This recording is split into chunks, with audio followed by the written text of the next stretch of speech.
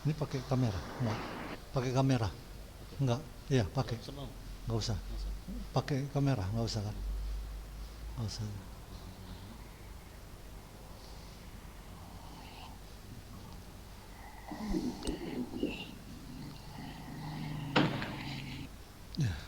Assalamualaikum warahmatullahi wabarakatuh.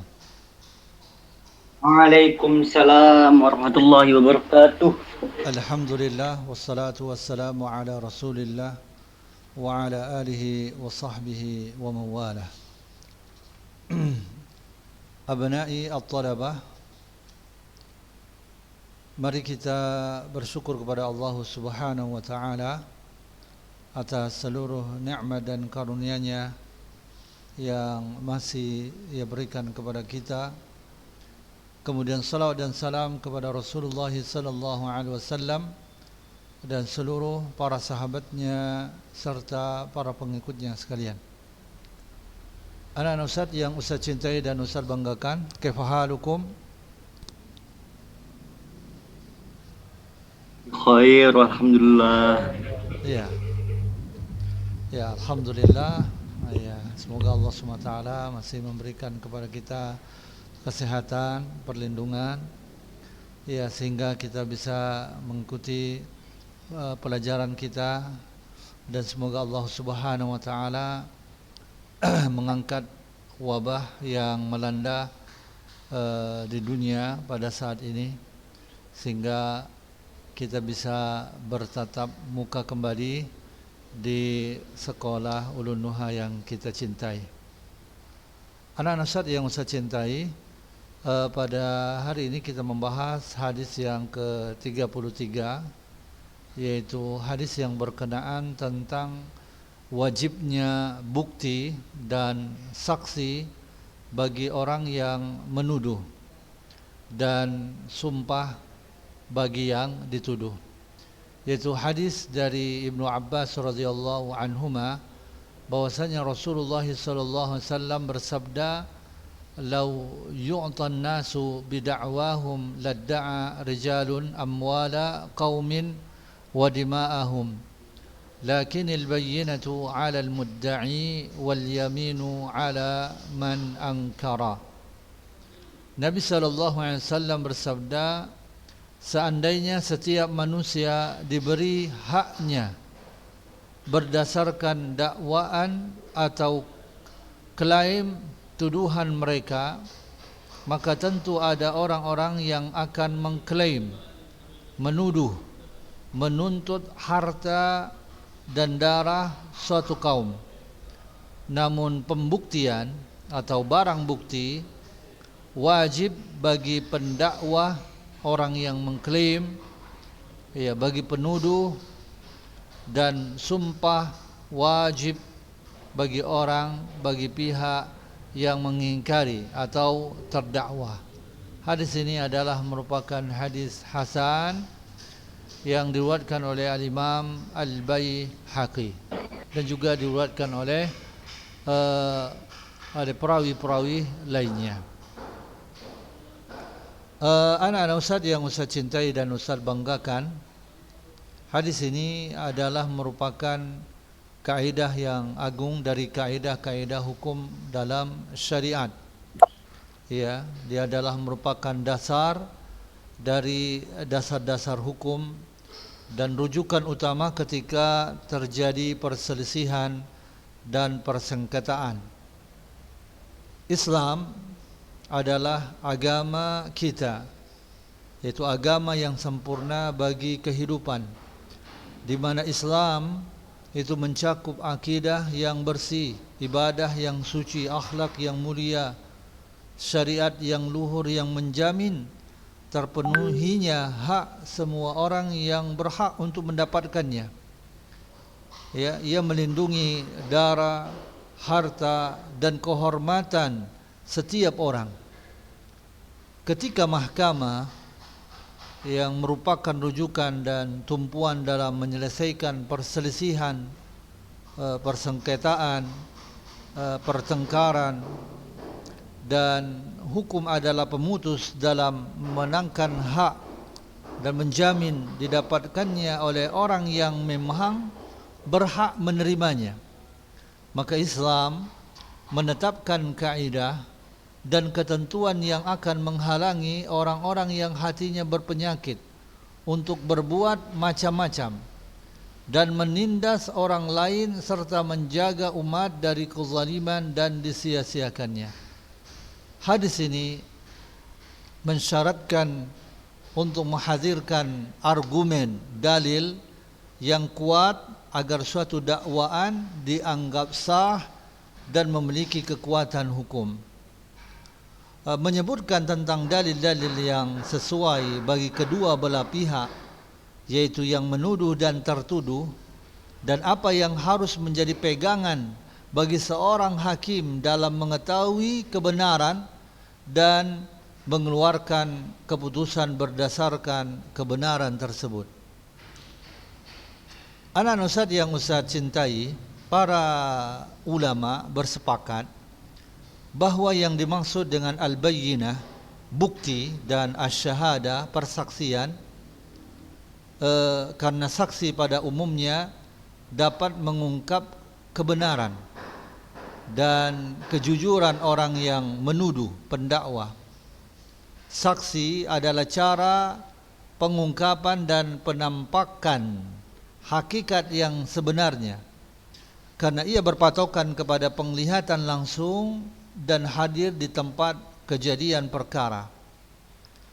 Bukti yang merupakan persaksian itu bermacam-macam sesuai dengan objek yang dituduhkan dan dampak yang ditimbulkan. Dan yang ditetapkan dalam syariat Allah ada 4. Ya. Yang pertama, saksi atas perzinahan. Ya, saksi atas perzinahan. Nah, dalam perkara ini disyaratkan didatangkan 4 orang saksi laki-laki dan tidak dapat diterima. Dan tidak dapat diterima kesaksian kaum wanita. Ya, dalam perkara ini saksi atas perzinahan ini disyaratkan didatangkannya 4 orang saksi laki-laki dan tidak dapat diterima kesaksian kaum wanita. Allah tabaraka wa taala berfirman, "Wallati yatina al-fahishata min nisaikum fastashhidu 'alayhinna arba'atan minkum." An-Nisa ayat 15. Dan para perempuan yang melakukan perbuatan keji di antara perempuan-perempuan kamu, hendaklah terhadap mereka ada 4 orang saksi di antara kamu yang menyaksikannya. Dan juga di dalam surah An-Nur ayat 4, "Wallazina yarmuna al-muhsanati thumma lam ya'tu bi arba'ati syuhada'a fajliduhum 80 jaldah wa la taqbalu lahum syahadatan abada wa ulaika humul fasiqun." Dan orang-orang yang menuduh perempuan-perempuan yang baik berzina dan mereka tidak mendatangkan 4 orang saksi, maka deralah, maka jilidlah, maka cambuklah mereka 80 kali. Dan janganlah kamu terima kesaksian mereka untuk selama-lamanya, mereka itulah orang-orang yang fasik. Nah, ini untuk perzinahan. Persaksian yang didatangkan adalah 4 orang saksi laki-laki dan tidak diterima kesaksian kaum wanita. Kemudian yang kedua, saksi atas pembunuhan dan kejahatan yang mengharuskan dijatuhkannya hukum tertentu, ya, selain perzinahan, ya, seperti mencuri, minum khamar, menuduh. Nah, hukuman seperti ini dalam fikih disebut hudud dan disyaratkan untuk menghadirkan 2 orang saksi laki-laki serta tidak dapat diterima kesaksian para wanita. Allah Subhanahu wa taala berfirman, sampai kok. At-Talaq ayat 2, "Wa ashidu zawaya adlin minkum wa aqimus syahadata lillah." Dan persaksikanlah dengan 2 orang saksi yang adil di antara kamu dan hendaklah kamu tegakkan kesaksian itu karena Allah. At-Talaq ayat 2. Nah, sebagian ahli fikih memasukkan ke dalam perkara seperti ini hak-hak yang tidak terkait dengan masalah harta seperti nikah, talak dan sebagainya. Mereka berkata di dalamnya mesti dihadirkan 2 orang saksi laki-laki sehingga dapat diyakini kebenarannya. Kemudian yang ketiga, saksi untuk menetapkan hak-hak harta seperti jual beli, pinjam meminjam, sewa menyewa dan semisalnya. Maka dalam masalah ini harus ada kesaksian 2 orang laki-laki atau seorang laki-laki dan 2 orang perempuan. Sebagaimana firman Allah Ta'ala dalam ayat utang surah Al-Baqarah ayat 282, wastashhidu syahidaini min rijalikum fa illam yakuna rajulaini farajulun wa imra'atani mimman tardawna minasyuhada. Dan persaksikanlah dengan 2 orang saksi laki-laki di antara kamu. Jika tidak ada saksi 2 orang laki-laki, maka boleh seorang laki-laki dan 2 orang perempuan di antara orang-orang yang kamu sukai dari para saksi yang ada.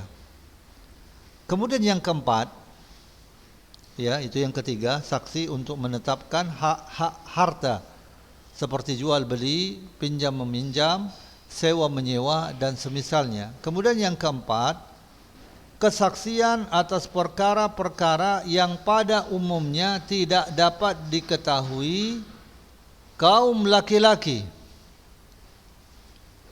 Ya, kesaksian atas perkara-perkara yang pada umumnya tidak dapat diketahui kaum laki-laki, yaitu tentang permasalahan kewanitaan seperti kelahiran, penyusuan, keperawanan dan lainnya. Nah, dalam masalah seperti ini kesaksian para wanita dapat diterima walaupun tidak disertai saksi dari kalangan laki-laki. Bahkan kesaksian 1 orang wanita pun dapat diterima sebagaimana pendapat yang disampaikan oleh mazhab Hanafi, ya, sebagaimana yang telah disebutkan dalam mazhab Hanafi. Kemudian anak-anak Ustaz yang Ustaz cintai, mengenai bukti adalah argumen bagi yang menuduh dan sumpah bagi yang tertuduh.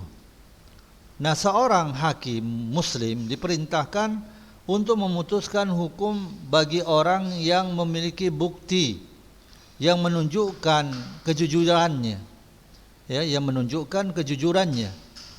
Baik dia berkedudukan sebagai orang yang menuduh maupun sebagai orang yang tertuduh.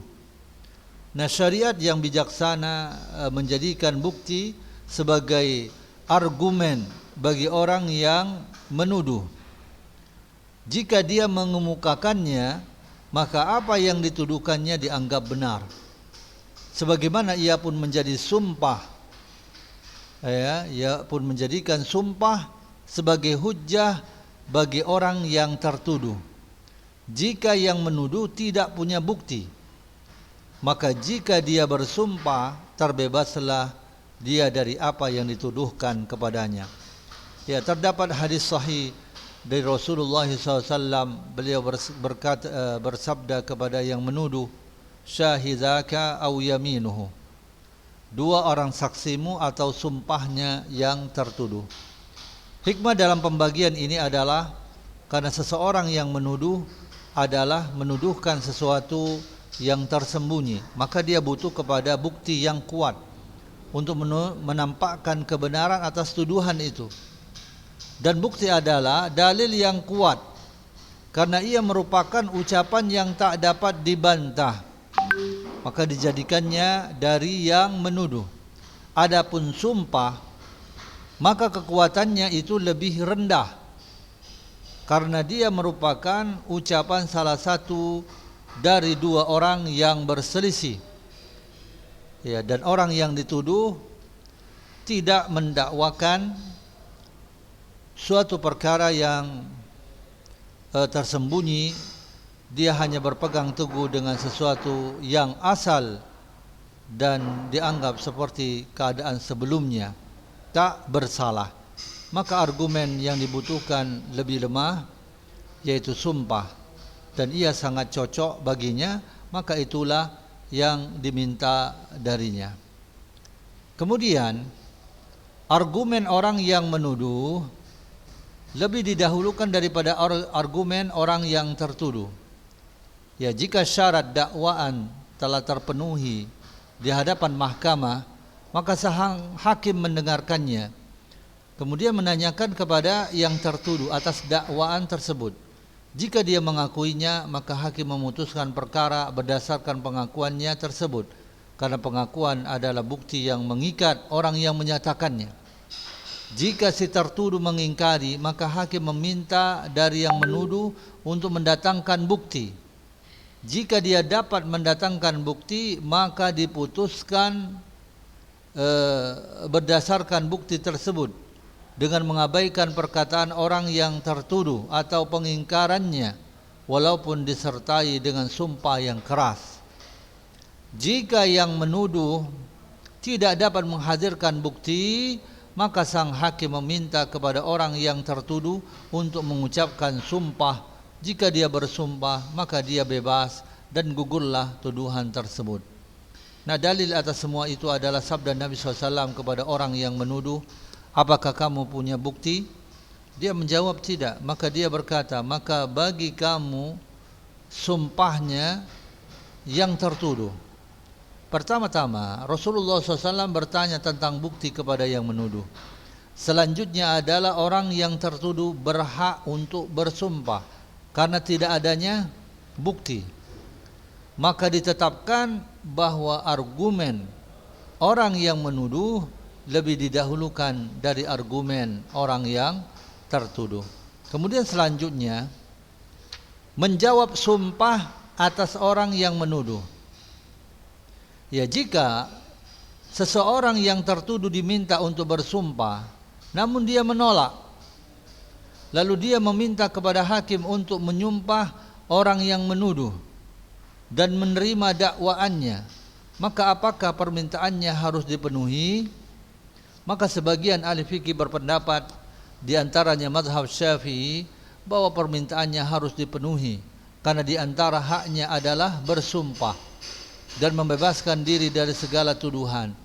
Jika dia menerima putusan berdasarkan sumpah lawannya, artinya dia sama dengan menghukum dirinya sendiri. Ini menunjukkan bahwa sumpah hanya terbatas untuk orang yang tertuduh.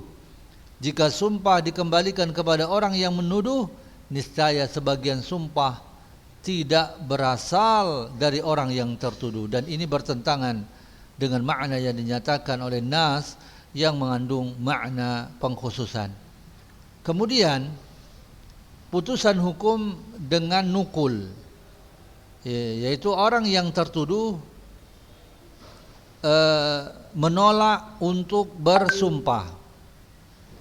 Nah, apabila orang yang tertuduh diminta untuk bersumpah namun dia menolaknya, maka putusan hukum ditetapkan berdasarkan tuduhan yang dituduhkan oleh orang yang menuduh.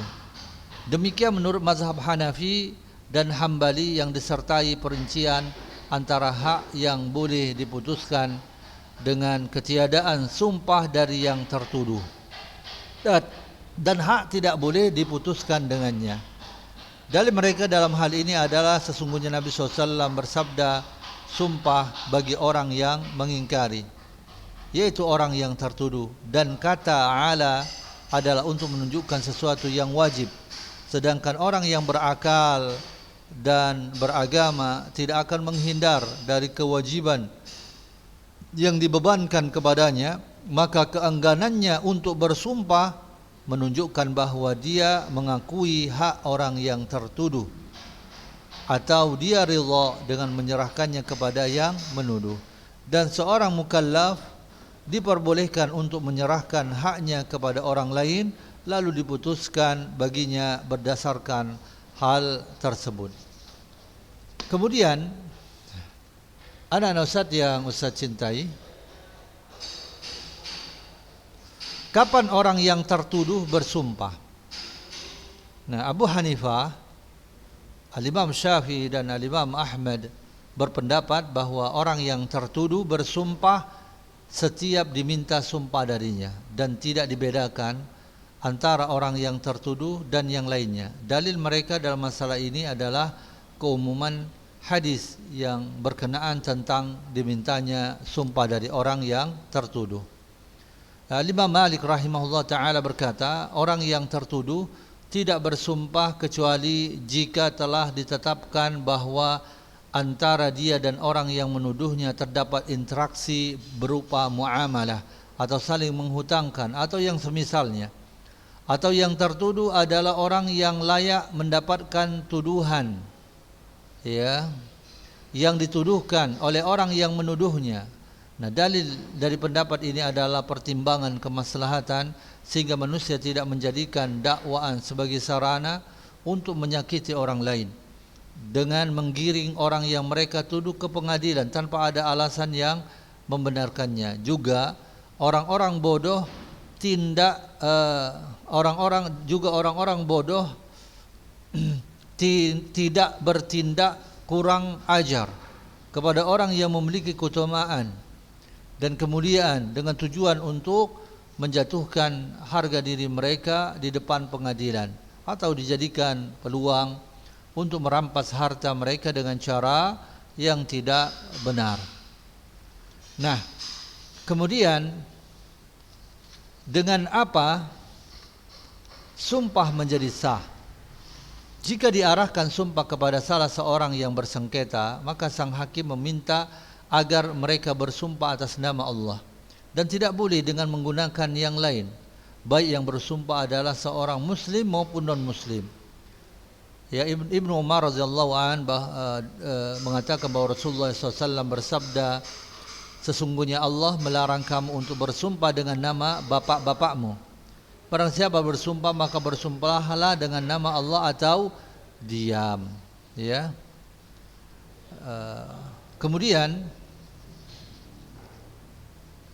adab bersumpah, jika bersumpah, ya, jika sumpah dimintakan dari seseorang yang hendak bersumpah, maka disunnahkan bagi sang hakim atau yang semisalnya untuk menasihatinya terlebih dahulu sebelum dia bersumpah, memberikan peringatan tentang ancaman bagi orang yang bersumpah palsu dan membacakan ayat dan hadis yang menjelaskan tentang dosa orang yang bersumpah palsu. Jika orang yang diminta bersumpah menyadari bahwa dirinya berbohong, maka dia wajib mengakui yang sebenarnya dan tidak gampang untuk mengumbar, ya, sumpah sehingga dia tidak tertimpa murka Allah dan dijauhkan dari rahmat Allah. Nabi SAW bersabda, barang siapa yang bersumpah dengan sumpah yang memiliki nilai hukum untuk merebut harta seorang muslim dan dia berbuat jahat, maka dia akan bertemu dengan Allah Tabaraka wa Ta'ala dalam keadaan dia murka kepadanya. Jika dia menyadari bahwa dirinya jujur, maka yang paling baik baginya adalah melakukan sumpah. Bahkan sumpah bisa menjadi wajib baginya sebagaimana yang telah diketahui. Karena Allah Subhanahu wa Ta'ala mensyariatkan sumpah pada keadaan seperti ini, sehingga hak seorang muslim terhindar dari disia-siakan, dan agar orang-orang bodoh tidak menjadikannya sebagai peluang untuk memakan harta manusia dengan cara yang batil. Mereka mengaku-ngaku dengan cara yang tidak benar, ya, karena mereka tahu bahwa orang yang digugat tidak suka, ya, bersikap wara untuk bersumpah, maka diputuskanlah berdasarkan yang mereka tuduhkan, ya, yang mereka tuduhkan. Kemudian selanjutnya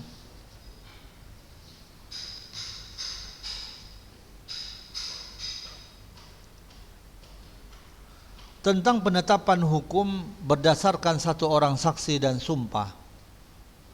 Ya, jika bukti orang yang menggugat kurang sempurna, yaitu dengan hanya mendatangkan satu orang saksi, maka dakwaannya tidak dianggap kuat, kecuali jika dia bisa menghadirkan dua orang saksi.